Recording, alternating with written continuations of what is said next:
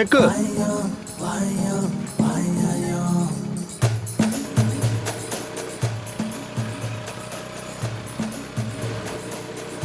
ఏయ్, ఎక్కడికి వెళ్తున్నావురా?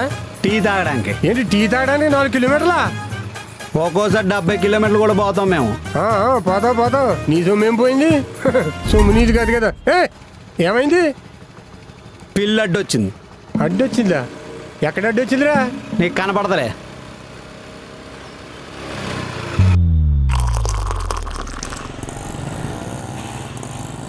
అరే రా, ఇక్కడ టీ అంత ఫేమసా? టీ కాదండి, ఏరియాలో గుంటలు ఫేమస్. గుంట?